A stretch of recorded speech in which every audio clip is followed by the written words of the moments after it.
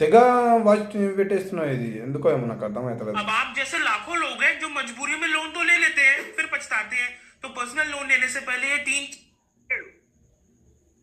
నువ్వు తినలే ఇప్పుడు 2 కోట్లు వాహన ఎమర్జెన్సీ వీరికి నువ్వు తినలే అందరికీ నీతి మంత్రులు ఈ రోజులలో దొరకాలంటే ఎవరు దొరకరు, 100కి 1 కూడా దొరకరు. అట్లా దొరికితే నాలాగానే ఉంటారు. మళ్ళా నాకు తింటుకొని 2 కోట్లు కాదు, 1 రూపాయి కూడా నేను కాంగ్రెస్ పార్టీ దగ్గర రేవంత్ రెడ్డి దగ్గర తీసుకున్నవైతే విమర్శించాలా బా, నువ్వు తీసుకోనివైతే విమర్శించాలా.